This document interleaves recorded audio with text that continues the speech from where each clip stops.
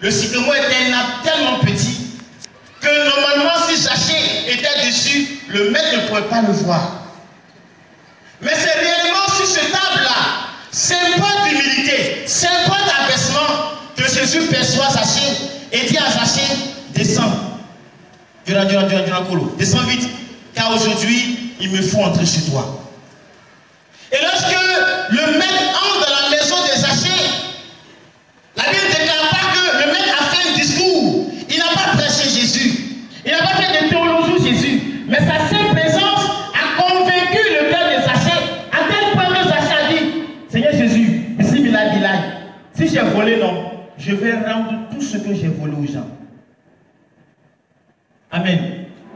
Frères et sœurs, le comportement de Zaché doit nous enseigner, toi et moi. Qu'est-ce qui motive Zaché à dire au Seigneur, je vais rendre tout ce que j'ai volé aux gens? Qu'est-ce qui a motivé Zaché à se précipiter au-devant du maître et à monter sur le sycomore afin de percevoir celui qui partout qui passait faisait du bien? Il y a deux choses qui ont motivé Zaché. Je peux dire une seule chose.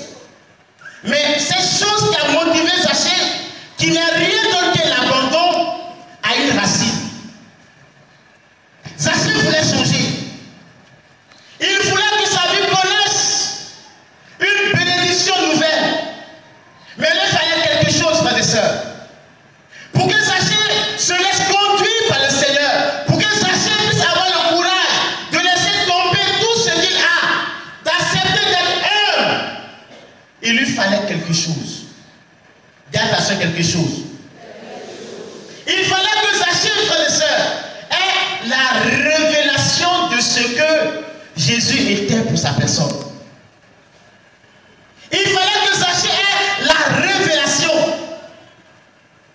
Frères et sœurs, dans ta marche avec Dieu, dans ma marche avec le Seigneur, tant qu'il n'y a pas ce fondement qui est la révélation, il te sera très difficile de suivre le Seigneur. Car, frères et sœurs, depuis le commencement des temps, notre Dieu, notre Père, il n'a jamais voulu s'immiscer directement dans l'histoire des hommes. Dieu, notre Père, n'a jamais voulu s'imposer aux hommes. La Bible dit dans Osée, je mets devant toi la vie et la mort. Et puis la juge le supplie, prends la vie. Dieu n'a jamais voulu s'imposer à ses enfants. Jamais. C'est toujours au moyen, frères et sœurs, de notre liberté que Dieu agit dans notre vie.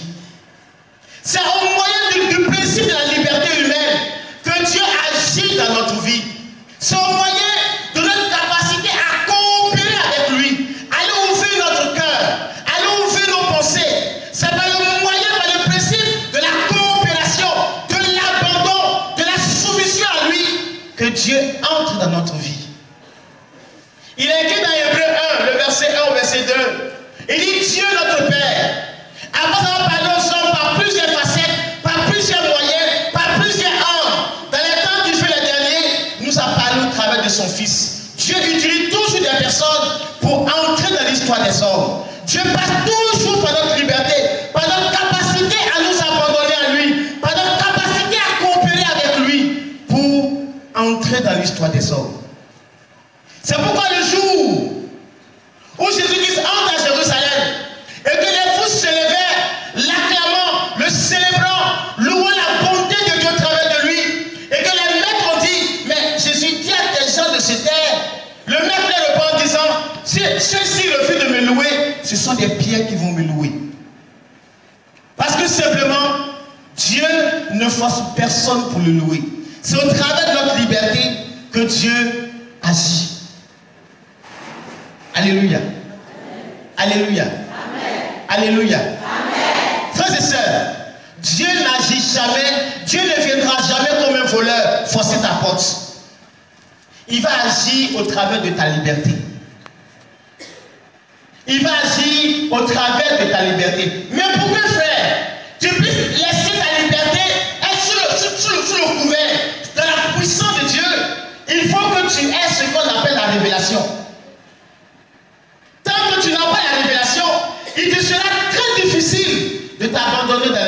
Seigneur.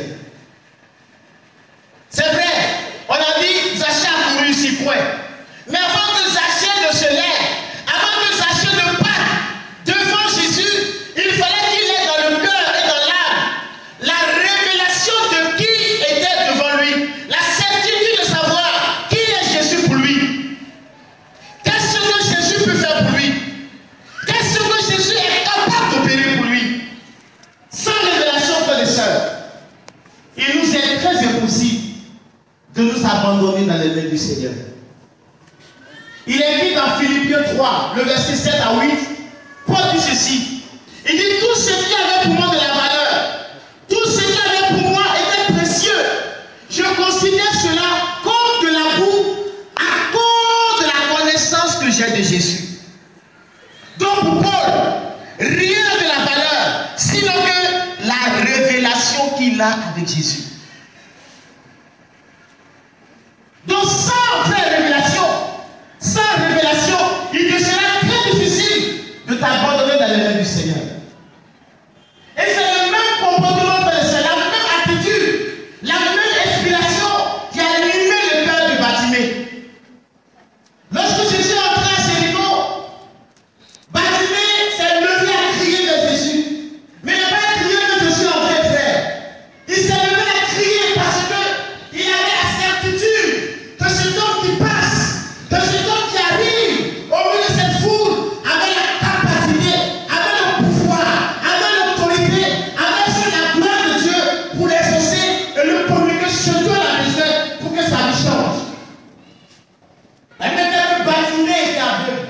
Mais moi j'ajoute, il n'était pas sourd. Alléluia. Il était aveugle, mais il n'était pas sourd. Et quand il était assis au bord du chemin, ça veut dire quoi? Or, nous savons que c'est au bord du chemin que les bons affaires se passent. Donc, Bartimée assis là, tout ce qu'on parle là, ça rentre là, et puis ça vient ici. Mais ce qui est bien, frères et sœurs, quand Bartimée est assis au bord du chemin, et qu'il entend les discours, il y a quelqu'un, il y a le nom de quelqu'un qui revenait tout le temps dans sa tête. C'est ce homme Jésus qui passait de ville en ville et qui faisait du bien. Donc, à l'instant où Bartimée était assis au bord du chemin, frères et sœurs, déjà dans son cœur, sa vie a changé déjà. Déjà étant assis là, la foi venait dans son cœur. Qu'apprendre de quelqu'un, la foi vient de ce qu'on entend, et ce qu'on entend vient de la parole. Bartimée était assis là, mais déjà était assis là, dans la foi. Il voit déjà sa guérison. Son miracle était déjà là. Donc, du coup, spirituellement, il n'était pas aveugle. C'est pourquoi il peut se lever et crier vers le Seigneur. Et Dieu va l'exaucer. Parce qu'il a la révélation de celui qui arrive. Je prie que ce soir, tu aies la révélation. Que ce soir, tes yeux s'ouvrent. Et que ton comportement, tes attitudes le révèlent. Frères et sœurs, l'attitude qui nous aide à aller vers le Seigneur, c'est la révélation. Quand on parle de révélation, on parle du fait d'avoir cette connaissance intime et véritable de Jésus dans mon cœur. La connaissance intime de Jésus dans ton cœur. Qui est Jésus pour toi? Si tu peux répondre à cette parole, tu as ce qu'on appelle révélation. Alléluia. Amen. Et quand il y a la révélation, tu entres dans la deuxième étape, l'abandon. Parce que frère, moi Jérémie, je ne marche pas avec quelqu'un qui ne peut rien faire pour moi. Il faut dire Amen. Amen. Ah oui? Tu marches avec quelqu'un qui est faible, il ne fera rien.